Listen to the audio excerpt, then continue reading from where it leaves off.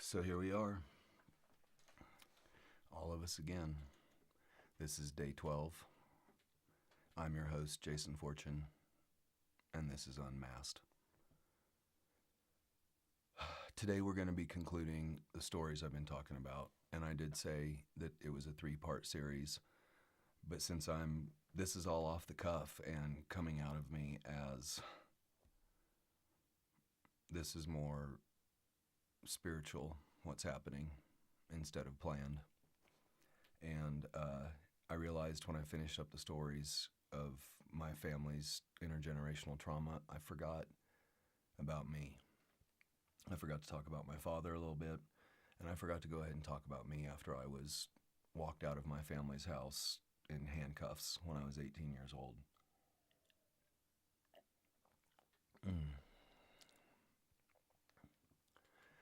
At the end of this, Unmasked will go ahead and we're going to open outward.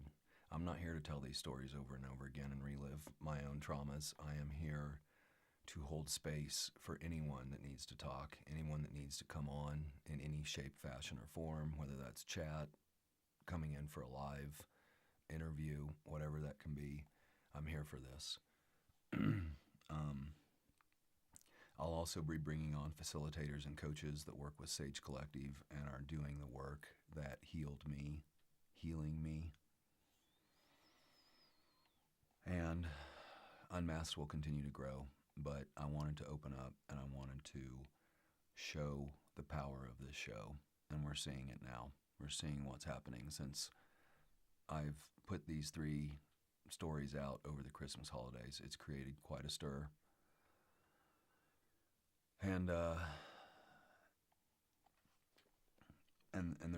I did it on purpose, and what's happening, I'm glad for. We live in a world where the abused are silenced, just like I was for so many decades. The shame is enforced, abusers are protected, and survivors are labeled. And that's what I went through. Sorry for the breaths. I'm going to have to stop and take one here in a second. Actually, you know what? Since my body just told me to breathe, let's go ahead and do that right now. Everyone that is with me, please, this is going to be another intense session. I am issuing trigger warnings, and let's start this session out by breathing together.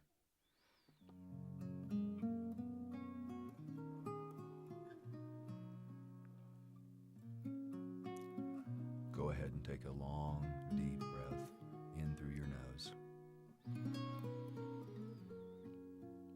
Now exhale through your mouth slowly. Slowly.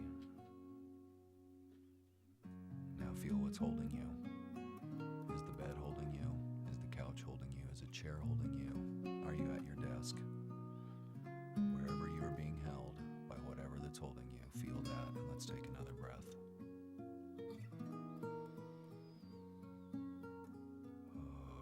Release it with an and just let go. Let everything go. Let's be in this space together today since you're deciding to share time with me, and let's go ahead and go through this. Let's go ahead and have this session.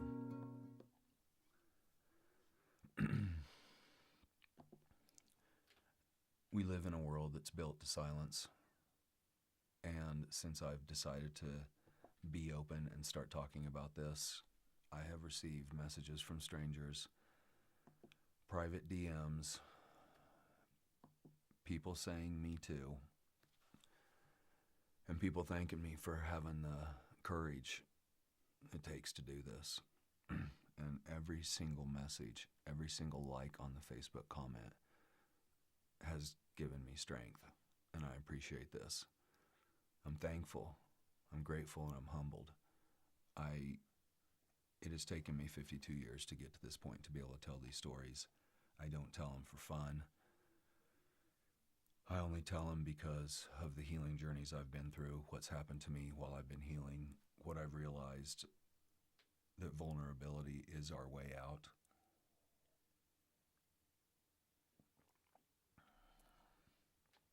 And so here I am.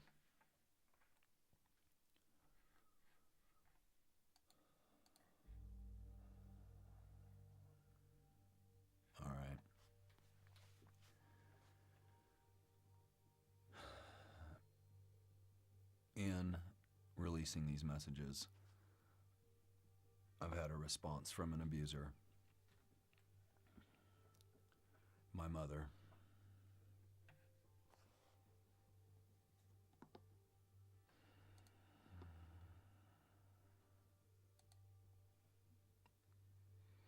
This is called gaslighting right here. After she watched the first video, this is what she had to say. And I hope those of you that can see the gaslighting can see it. And those that you can't, you might need to check yourselves and wonder how you fit into this whole cycle. Any of you that feel sorry for this woman and for what she's done and feel sorry for her son that's not talking to her anymore and has cut her out of his life, you need to check where you're at in the abuse cycle. Another email came in from her. We haven't talked for years. Last time we talked was 5 or 6 years ago, and I was pleading for her to understand what had happened to me, happened in this family, what she had done to me with her secrets, and she absolutely refused everything. When I asked her, "You have slept with over 300 people. Why do you think that is like that?" Her answer.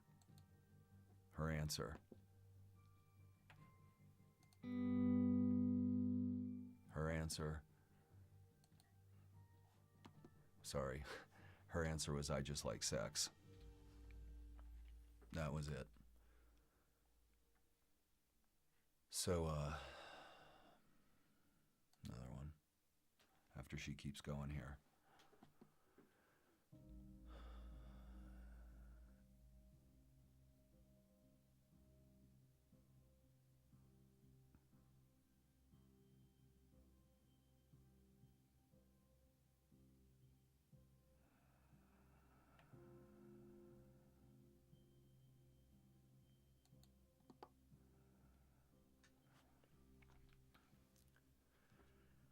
This is not an attempt to repair.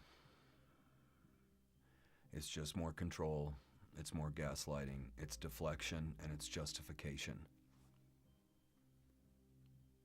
And this is how the abuse cycle works. And this is why abusers get away with it, because they will not take accountability for their own actions.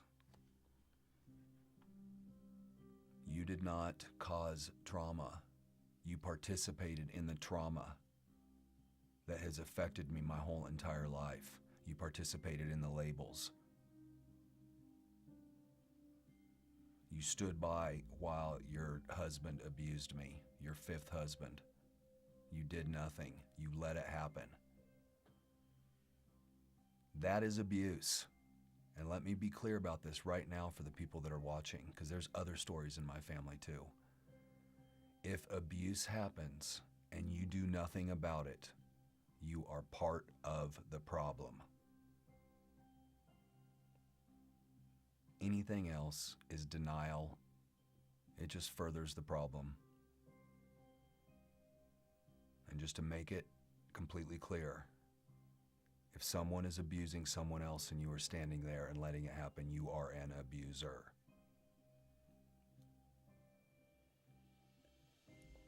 Second, you have never taken accountability for what happened out on that farm to you. You have denied it. Your own brother has admitted that he was abused on that farm. His son has admitted that he was abused on that farm. I was abused on that farm. There are multitudes of people that were abused on the farm, but not you and not your sister. And that is fucking laughable. That is where this all starts, Marcia. Because of your inability to go ahead and admit what happened to you, you destroyed lives around you. And that is how this works. And that is what you have to live with. I don't want to talk to you ever. I don't want to see you. You are an abuser. I want to be left alone. I have pieced my life back together, and it has taken 5 decades, and I want to be left alone. You want to do the work? You want to start admitting something? You want to start actually coming clean with your life, then maybe there's something different. I don't believe it'll ever happen, so there is no room for you in my life. Listen to me and leave me alone.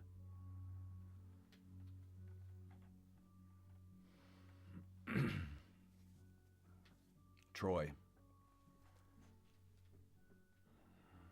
Fat boy. Your time has come, Kojak. When we sat together in the park that day and talked, after I confronted you, you told me about the multitudes of people you had abused. Handfuls, you said. I told you to come clean and to start working with me, and you said absolutely not. You have no intention of this.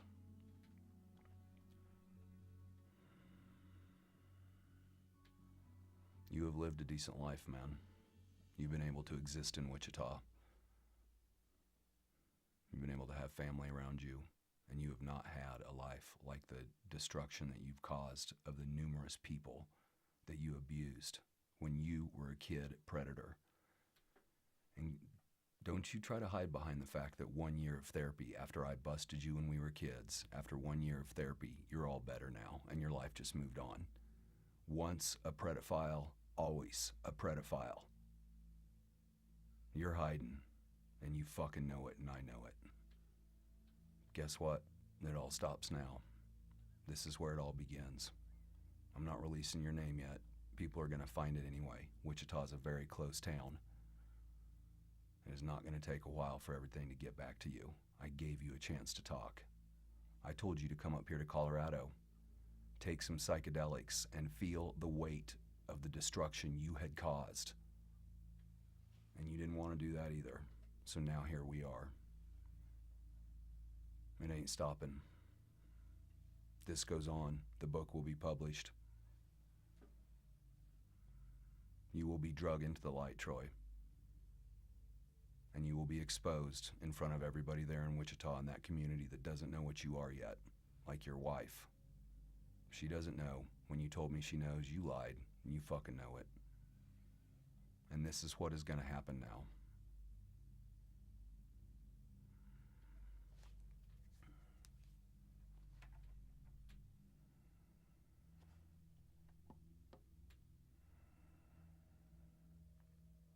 I'm coming for you, Troy.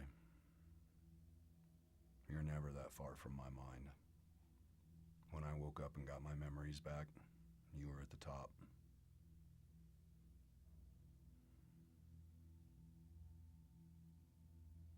I'll give you one last chance.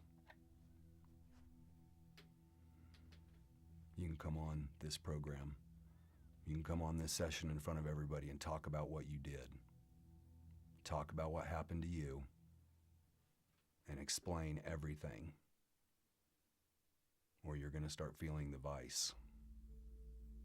And it won't stop until both ends of the vice are touching.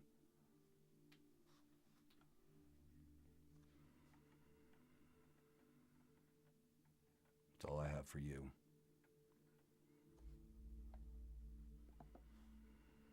You're not getting anything else. Don't think the people in Wichita are going to start figuring out who you are.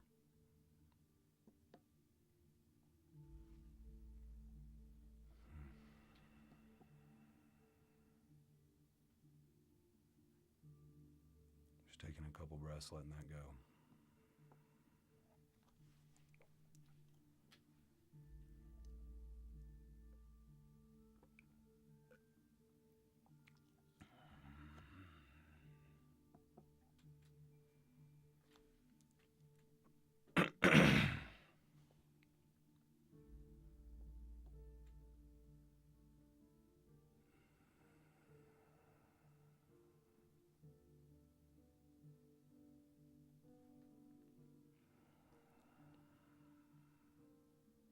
I feel you, Grandpa.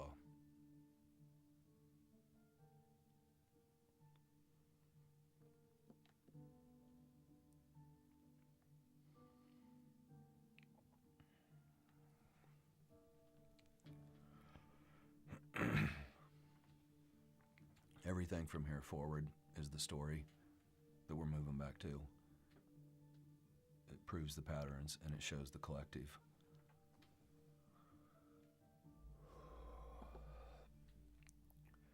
father, if you remember from the story, he was abused by the Catholic clergy as a young boy, as a young altar boy. There's no therapy. There's no language for this. All that my family does is disconnect from the Catholic Church and move to the public sector in the way of those schools and everything else. When you are abused and you are forced to sit with it on your own and nobody can see what has happened to you, rage sets in. It happened to me, and it happened to my dad. But it happened differently in my dad, and rage turned to control. He's the oldest brother in his family. He's a big bully. He loves to tease. He loves to prank. He starts to learn about power through fear. He marries my mom, like I said. They get married early. By the time they're 23, they have me. The abuse starts immediately. My dad has control abuse with my mom and things going on, and he's shaking me in the crib at night when you have CPTSD, you can't sleep. When you're out by yourself, in the dark, sitting there alone, as you're getting torn apart by yourself, by your insides, a screaming baby is the last thing you want to hear. So my dad went in there and shook that baby until it went to sleep. He couldn't tolerate the crying.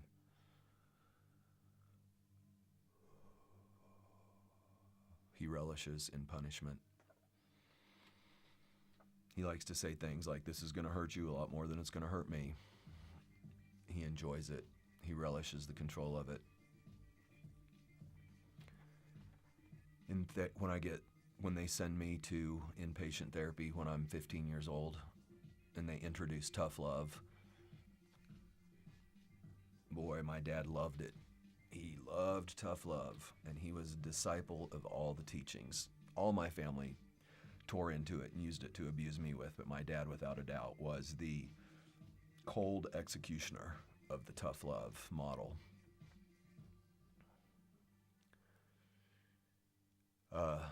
After I got out of treatment, I relapsed, of course.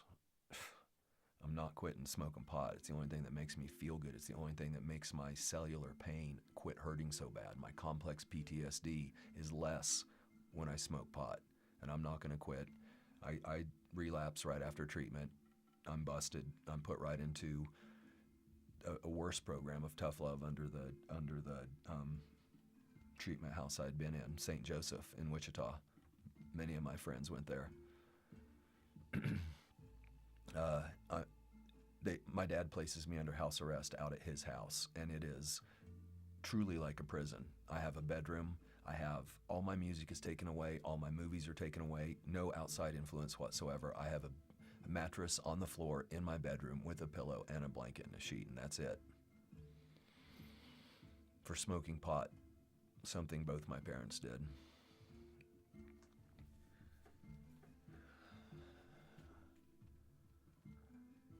After my family disconnected from the Catholic Church, my dad's parents slowly became ingratiated in the Assembly of God Church. And this is speaking in tongues. This is dancing in the aisles. This is some wild, crazy shit, man. And if you are part of the Assembly of God, you know what I'm talking about. And those of you that have only ever heard about it, it is as crazy as you think it is. I'm a drug addict, right? I have all these problems. My dad and stepmom, they attempt to exorcise me. They do exorcise me. I go through some sort of weird fucking exorcism at their house. They needed to cast the demons out. They saw demons on me. And this is no exaggeration. And you cannot make this shit up.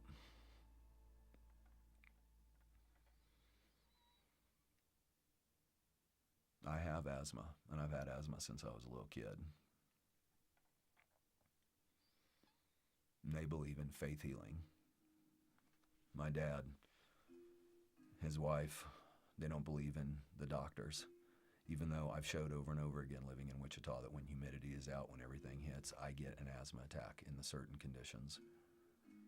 When I have asthma attacks at his house, they pray over me instead of taking me to the hospital, which fucking almost kills me. They endangered my life for Jesus. That is how wacky. I guess when a clergy abuses you, when the person you trust gains your faith and grooms you and abuses you, you're jacked. Right, Troy? Isn't that how your grandfather did it?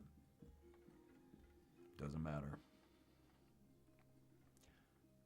People that don't deal with their problems, people that don't deal with what happens to them, it turns inside, turns into a cancer, turns evil, turns twisted, and is now pushed back out on the people around them. The kids they are around. They are sneaky.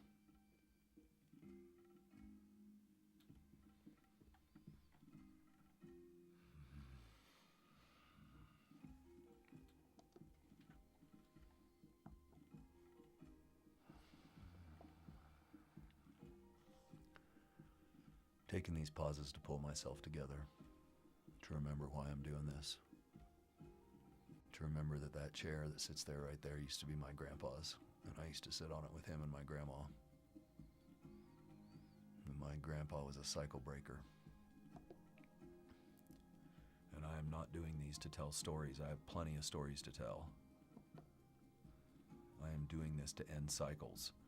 I'm doing it for me. I'm doing it for my son, who is still out there. I'm doing it because abusers deserve to be dragged into the light with no mercy.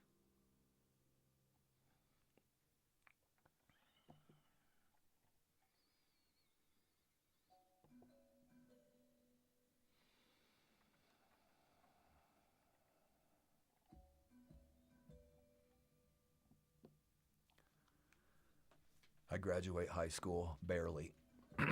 Remember, I was escorted out in handcuffs. That was over Christmas of my senior year.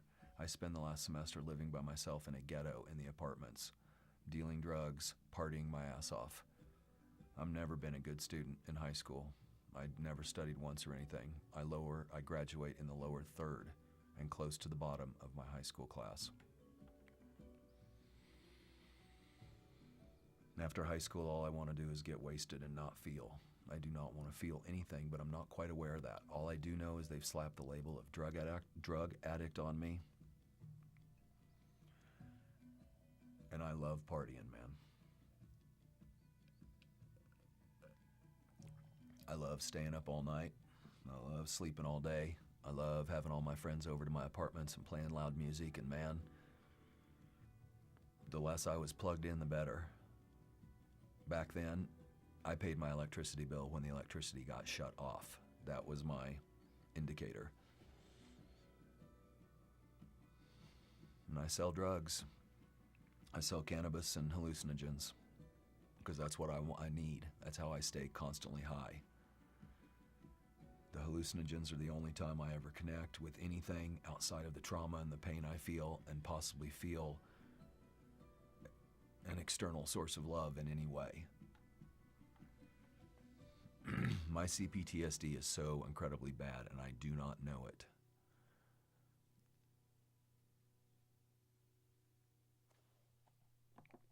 We're having some internet difficulty right now. I'm going to relax for just a second and let the waves of the internet smooth back out.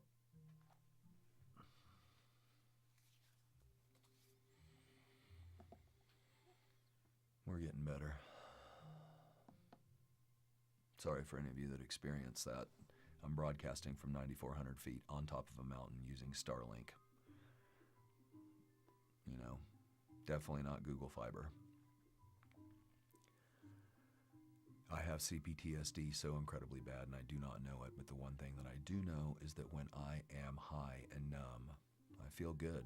And when I'm not, when I'm trying to work, when I'm trying to forward my own life at all, it feels horrible, and I'm not getting through it at all.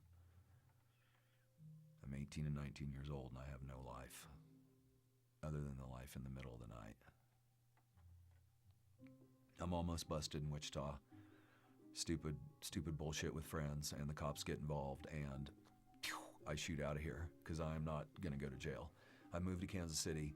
I enroll in Johnson County Community College with some friends, and we start to try to pull it together. And it's not bad there at these times, you know.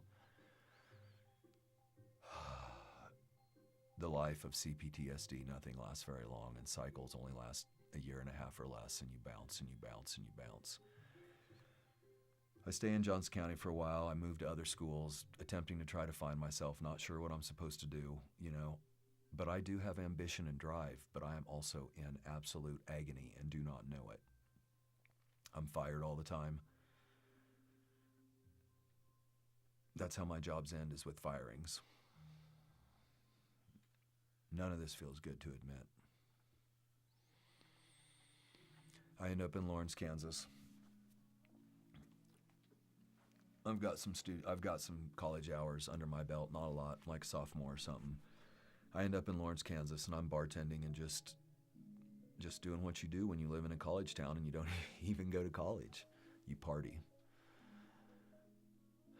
I reconnect with an old girlfriend when I'm working at a bar, and she likes that I grow pot. That's what's attractive. In 3 weeks into dating, we're having an argument. That's how this life is that I lead.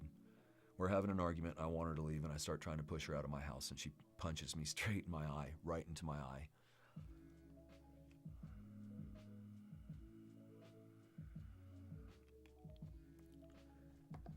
And without even realizing it, it is the punch that feels like home. I felt like I was home. 2 months later, I proposed, and she said yes. On the way home, we get in another argument. We're flying down the highway at like 70 or 80 miles an hour. The car goes into a full-on spin, end after end. We could have flipped, and we didn't. And during all this chaos, we're both punching each other, and she gets a black eye. And that's how it is. Coming home from our engagement, coming home from everything, she has a black eye. This is indicative of what's to come. We get pregnant before we have a chance to get married. And my son's born into the world. There is no marriage. There is no peace. All there is war. Constant war.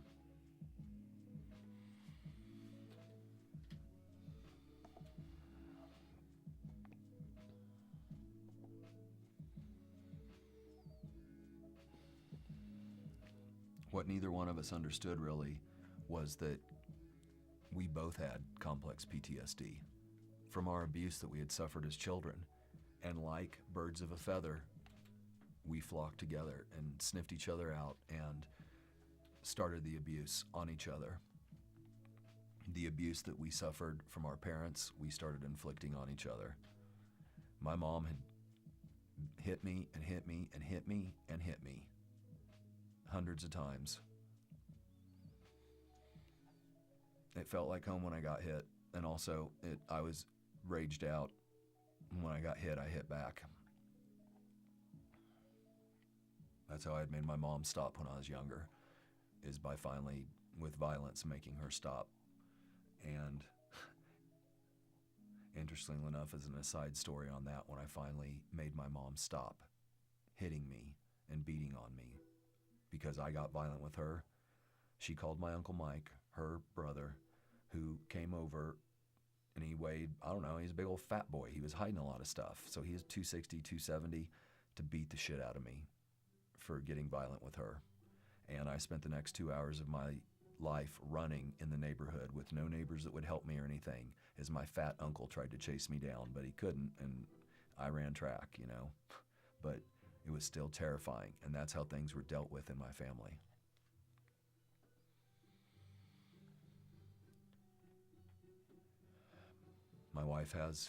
We've been married now, my wife has CPTSD, I have CPTSD, and we trigger each other, and when we trigger each other, everything breaks loose and we abuse each other.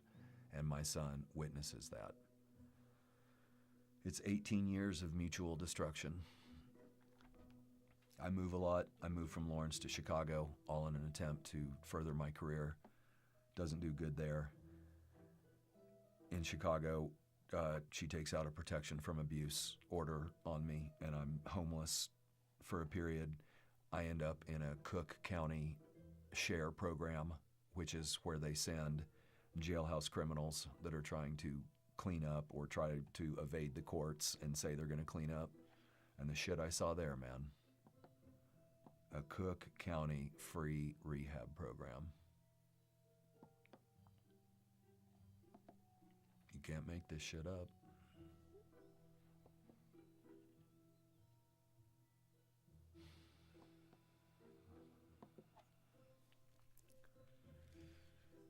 After that, I find a job in Wichita, Kansas, and move home, take them with me. We reconcile after all that, after the treatment. And we move to Wichita, and it all just starts right back up again. There's no help for us, two people with complex PTSD that live together, hate each other, and beat the shit out of each other on a constant basis in front of their child. 18 years of physical abuse, verbal abuse, financial abuse, infidelity, theft, and lying. And my son absorbs it all. I'm sorry, I've got to...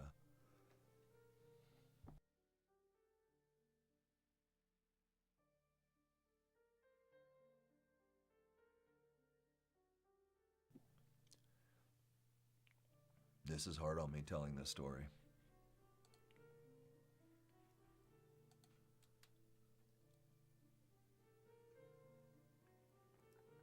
It's not easy doing this, but does it feel good? Yeah.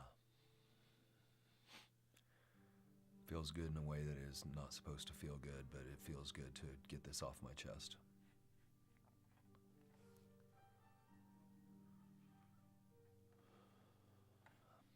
Sorry, my producers are giving me a little note. Thank you, everyone. Back in Wichita now, the Xbox is coming out.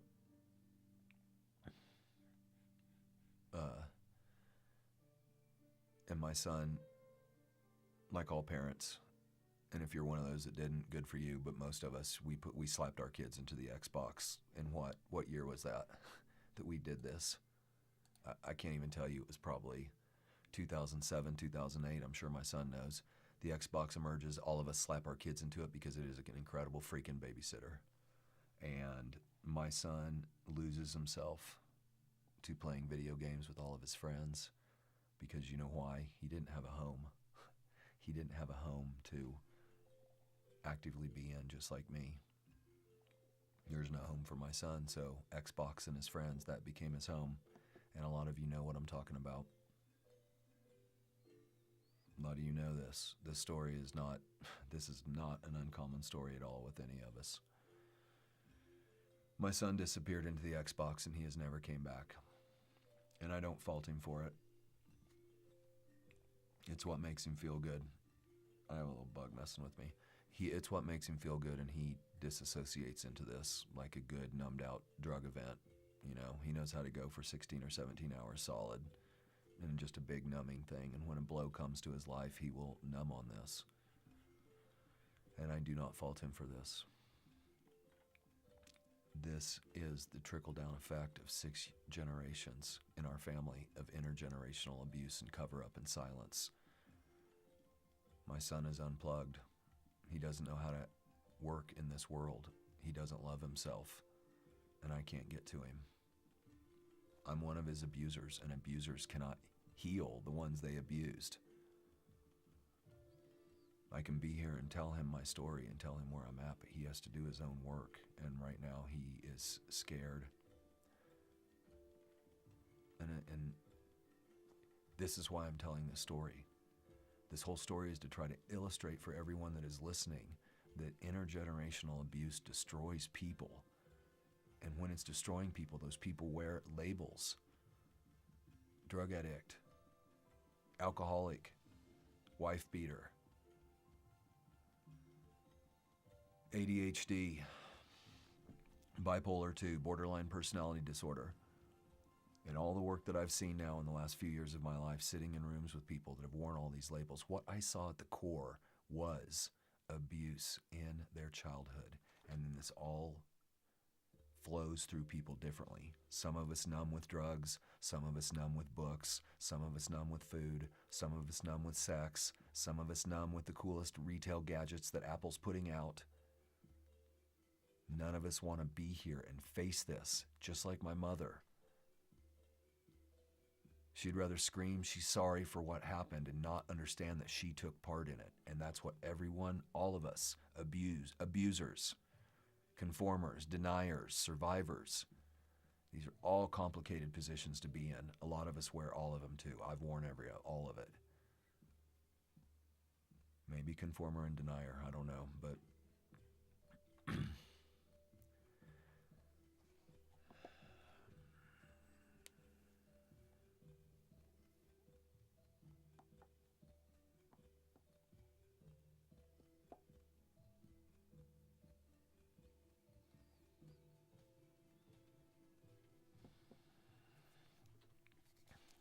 in a last-ditch attempt, after my wife and I divorced, after I've had other relationships, after I don't know why, her and I reconcile, and in a last-ditch attempt, I move us to Colorado to try to, I don't even know what, I don't know, to just get away, I guess. It's a move to save myself, to try to save them, my family possibly, and it fails. It fails quickly and quickly.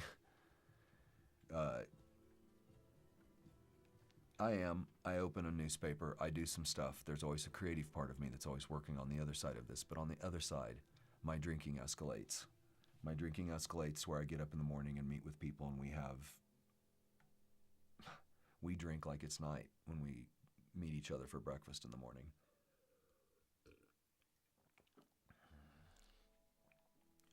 I ride motorcycles. I did ride. I don't ride anymore, but I was riding motorcycles. I'm suicidal.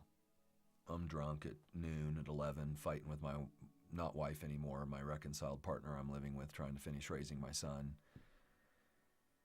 I'm up in the mountains. I'm up in those mountains and I'm ripping through them at 75 and 80 miles an hour on a motorcycle too big for me, wearing no helmet, t-shirt, jeans. I'm looking to die. I'm just waiting. I don't care. Let's go out that way. I'm drunk as fuck. Let's go out in a blaze of glory. And this was a damn near, I don't know how many times a week I went and did this. And I would come home and I would still be alive and I'd park my motorcycle and go back in my house and get back to work with what I was working on. During these times, I was always working on something, either freelancing, writing, creating something, drinking, abusing, on the other side. The only time I really ever felt good was in the bars, away from my family, away from anybody that I really truthfully knew that well, and just drinking with strangers. And those of you that are watching that knew this, that was the party, Jason. That was a persona. That was a mask. That wasn't me. I was hurting. I was hurting so goddamn bad that the only thing that made me feel good was another Rumplemint shot. Staying inebriated till I was damn near unconscious and couldn't even keep my eyes open or puking, and then finally pass out, and that's how I'd go to bed, because I hurt so bad.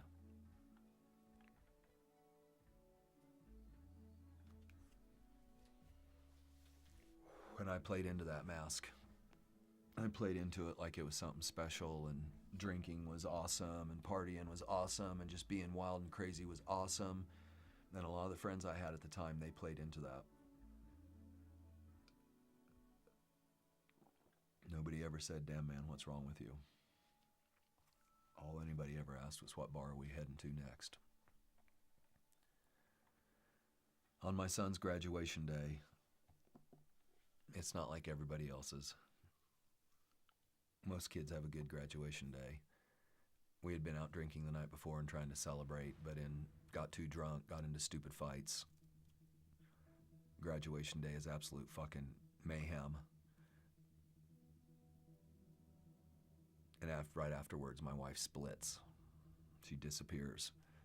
I'm sorry, let me back up. The partner that I reconciled with, she splits.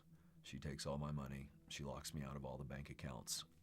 I am high and dry, and she disappears into Kansas.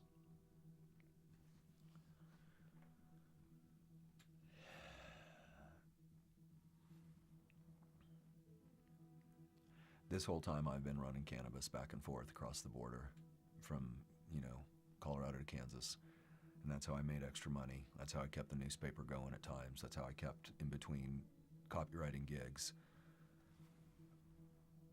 And as I got worse, as I spiraled and things got worse, I started relying on that more and more to be able to pay rent. And now I don't have any, I'm locked out of my business and I can't even cash the checks that my people are giving me for the newspaper because of the way that the finances are. I'm locked out and I can't get anything. So I go back to doing what I do and I go back to running. And it's a constant fucking terror of prison. I'm homeless at this time. I'm bouncing from places that I'm trying to just even stay the night or something. There's times I sleep in parks in Denver with my motorcycle parked next to me. And sleeping in parks isn't the thing. I sat on a park bench up all night while my motorcycle sat next to me because there was nowhere else to be. I couldn't be asleep because you don't do that, and you just have to get through this shit.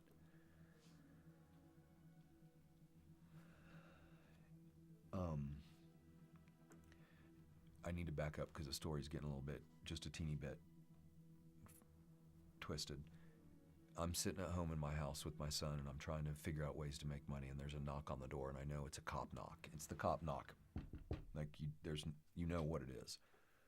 And it's a fake protection order that my partner filed on me this time, and none of it was true, and they threw me out of the house. She assumed the house, and I am homeless again. And that's how I end up homeless in Colorado, living in Denver, trying to run cannabis back to Kansas on my motorcycle, and life is out of control. I am flatlining, and I'm in danger. I'm in constant terror of prison, constant terror. My complex PTSD is beyond immeasurable. And now the only thing that even kind of works is just pouring alcohol on everything constantly. That's all that works. In Denver, I get into a bad drug deal and I'm robbed of $4,500. I am sleeping on the park benches now, and I'm just trying to find an apartment for me and my son. He's living with my partner, and she's abusing him over there. She's losing her mind over everything, and my son is in the worst place possible, and he's just graduated high school. I run enough between Colorado and Kansas to get scrape together enough to get an apartment in Capitol Hill in Denver, and I collapse. I have a full breakdown, and I'm unable to move. I'm unable to do anything because of everything I've been through, and I'm broken. I spend 18 hours a day drinking, trying to fill out job applications to just get my copywriting position back on and going so my son and I can stabilize.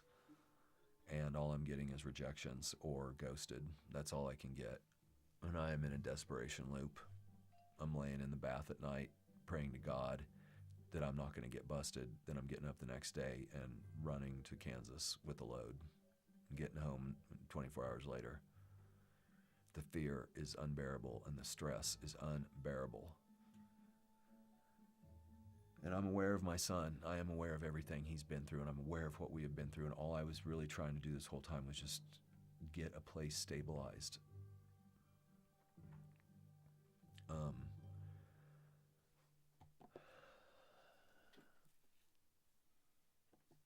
And then fate steps in.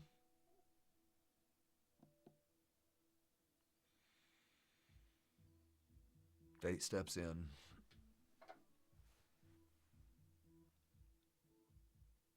And this is the craziest part of my story.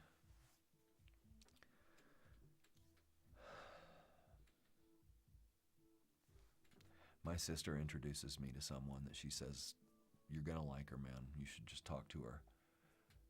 I am so incredibly jacked. I can't even imagine.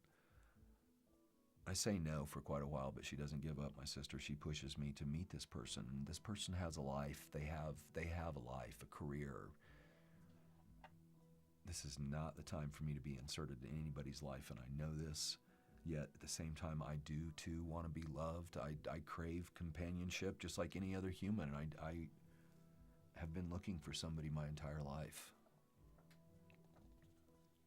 I've been looking for somebody to love my entire life, and I knew it was never my first person. The first part of my life was my first marriage. The divorce and the reconciliation was all part of the intergenerational trauma flowing through my family. So anyway, I meet this person.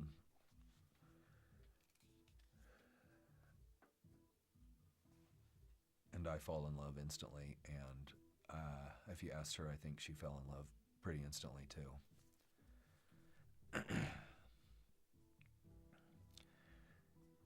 I start cleaning my life up because I care about this person, and I don't want to. There's hardly any chance I'm going to make it in this relationship, but I try to at least curb the things that are going to destroy it instantly, and part of that's running back and forth. I moved to Kansas. I moved back to Kansas, the abuse state that I cannot fucking stand because of what happened to me there, but I moved back to be with this woman and live on the edge of Wichita, and I quit running. I take a job as a copywriter and start supporting my son in Denver while he's in school, and it feels kind of good. I'm drinking my ass off still. I'm drinking all the time. But honestly, in this, there is some stability that starts to happen. There's not a chance I can quit drinking. I am a severe alcoholic. I depend on it. But I love this woman and I want to get better. And I am now in a place where I don't know how to do this. She makes space for me to heal all the time and still does to this day. Right now, she's making space for me. So, it's really stupid, but I start drinking more because I want to quit drinking, and it worked for me. I drank myself like almost sick of alcohol. The job I'm working at, my third time going back to this job, I go back with my tail between my legs, and this job allows me to drink while I'm there. And it wasn't them. They just really didn't know how to say no to me. But I drink at my desk. I drink all day long. I start drinking at 10 a.m.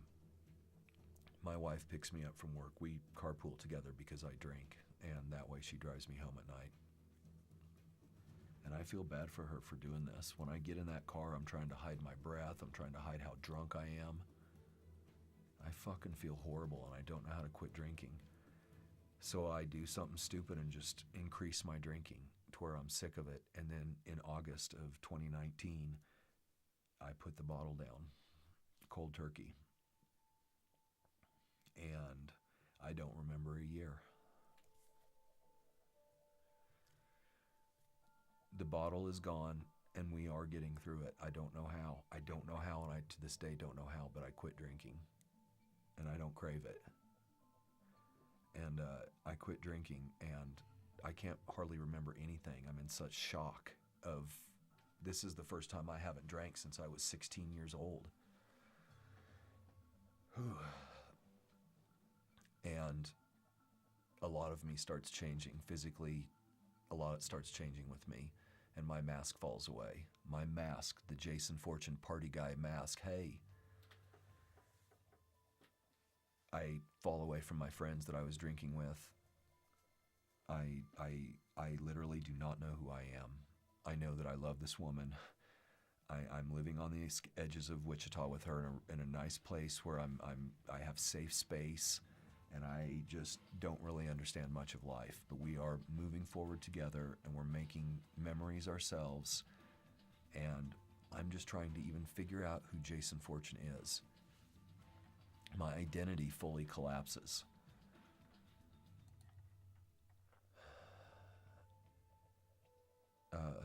In this, me and Carol Ann, she falls in love with Colorado, and we move out back to the state that I belong in. And we move up here to 9,400 feet.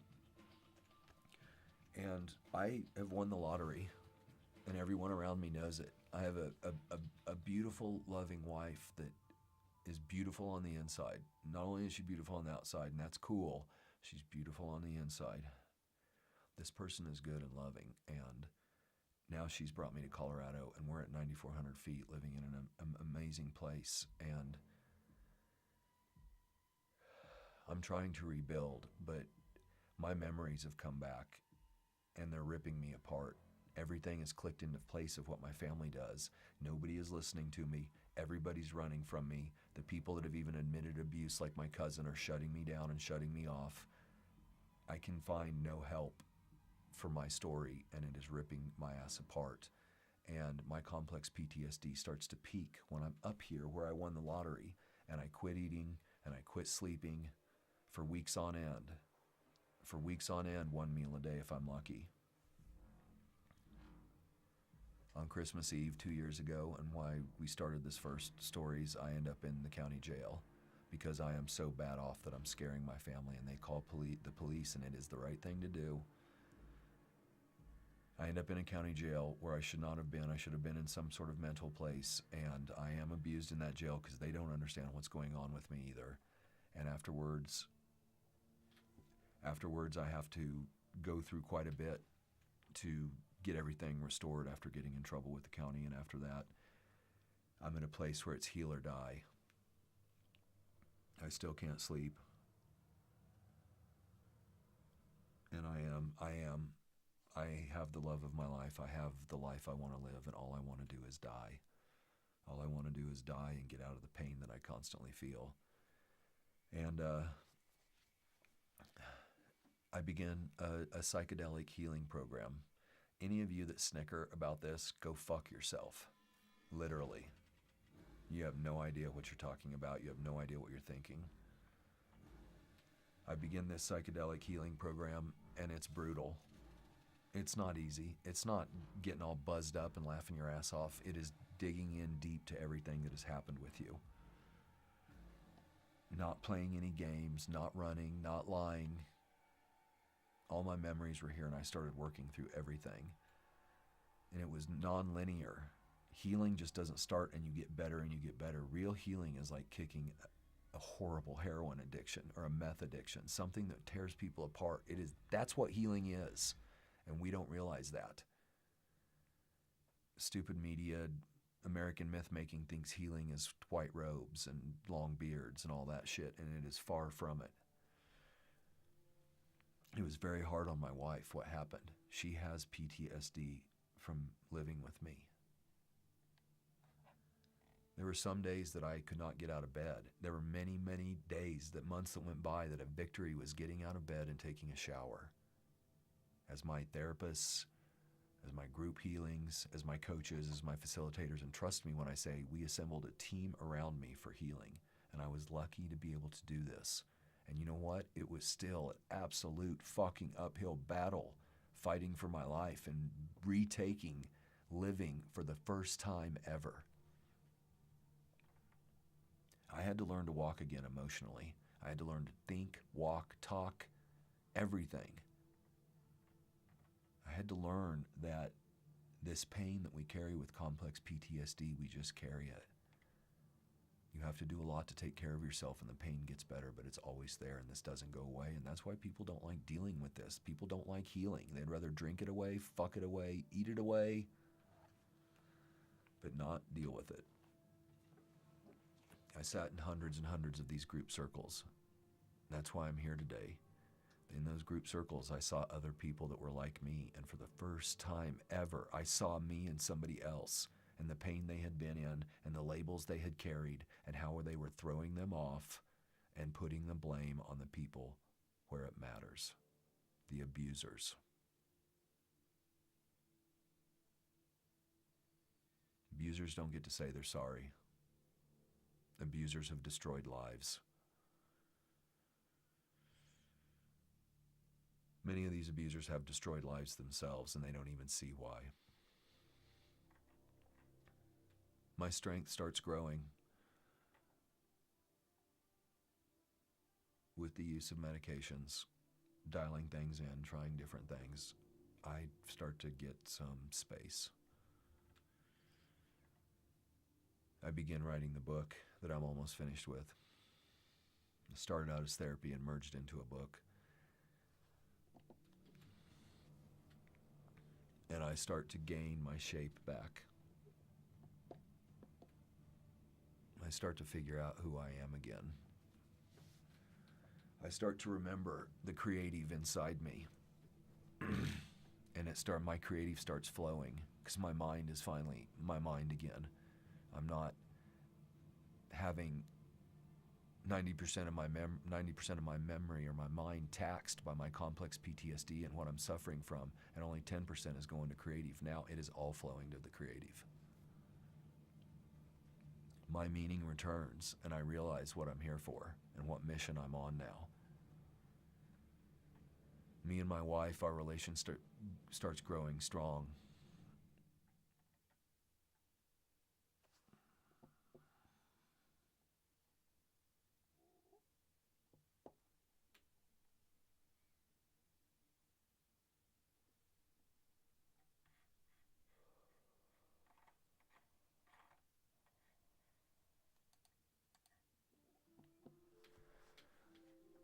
And I find myself. I learned to love myself. I never loved myself before. That's not something we're taught in my family. That's something that is taken from us. Joy, love, space, safety, stolen right away. Mine was stolen in the crib.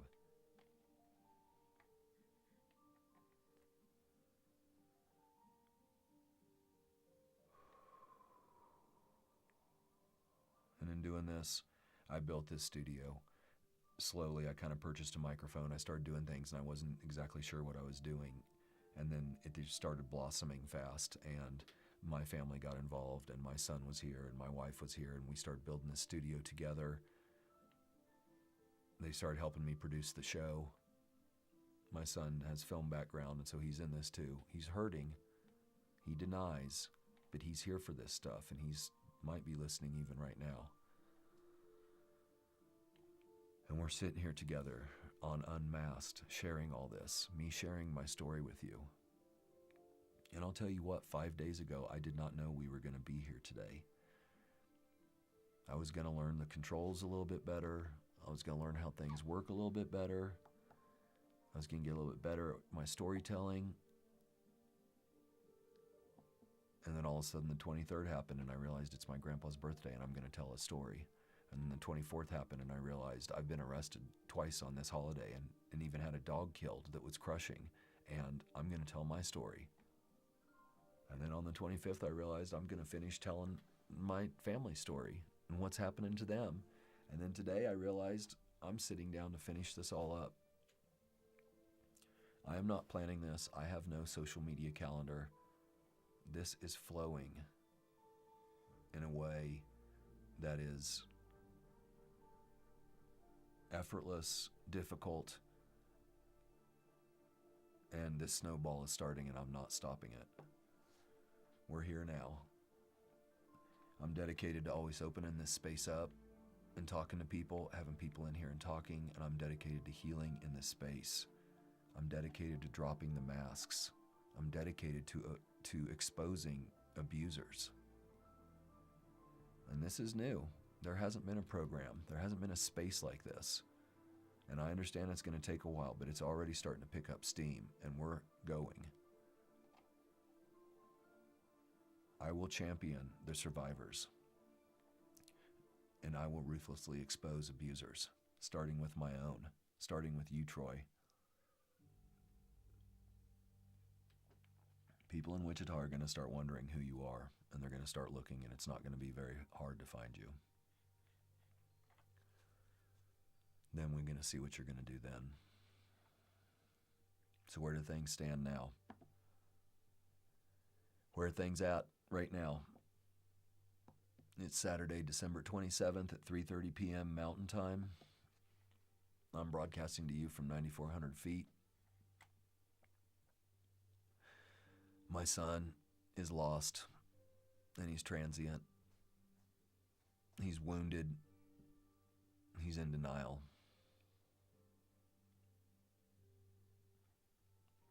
I'm in recovery. I am not healed. I'll be in recovery for the rest of my freaking life. My last breaths will be in recovery. This is not something that goes away or gets better. This is something you live with. And there's times that it could have been just easier to drink myself to death, like many do. And I'm sitting here before you telling you that I am very happy to be alive. I don't have any more suicidal thoughts. I don't ever crave alcohol. I don't crave being numb. I crave being plugged in. I crave being present. I crave being happy, which I have to work at times. I crave laughing, which I have to work at. I crave loving my wife, which after everything that's happened to me, after I quit drinking, I have to work at some things. Can't go through what I've gone through and come through unscathed.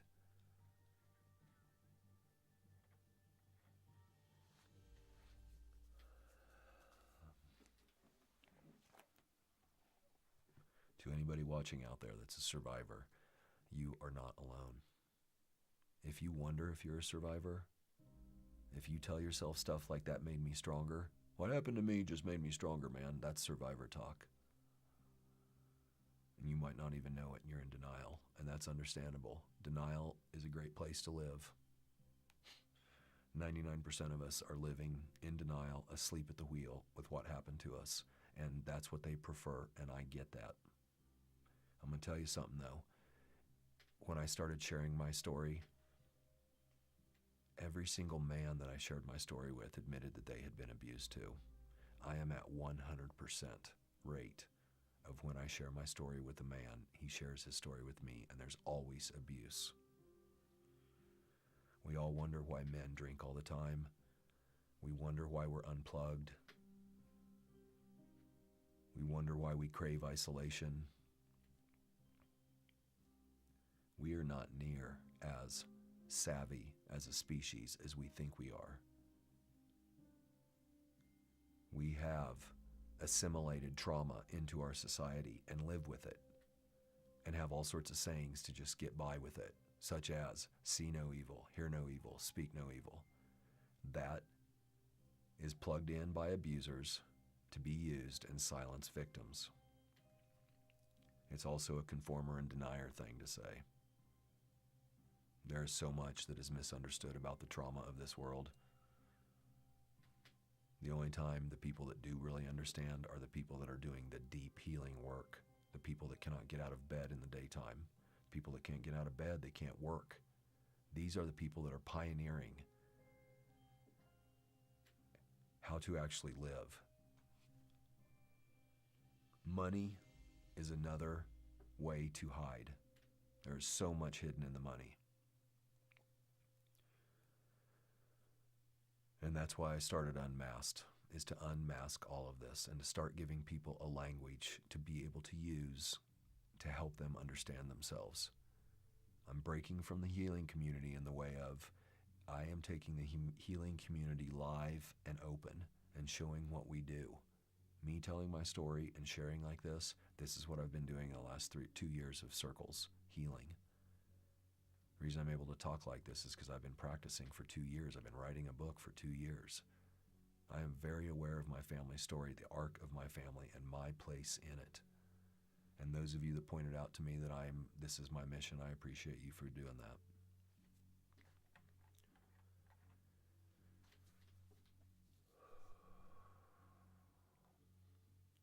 We're at an hour, and I didn't want to go this long.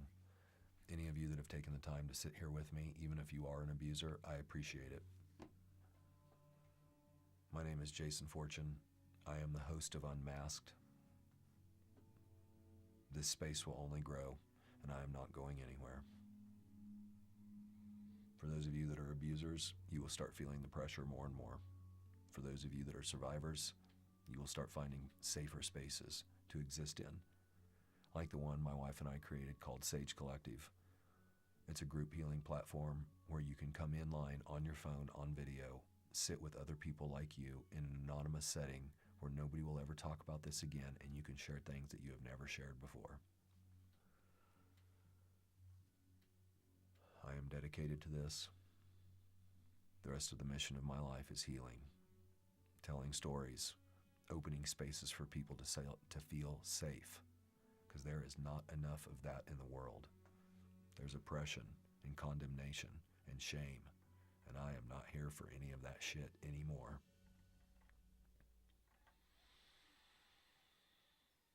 Until then, until tomorrow, you are all my friends. I hope that your days are awesome. I hope you're able to sleep at night. I hope you eat well. And I hope that you are finding joy like I am starting to find.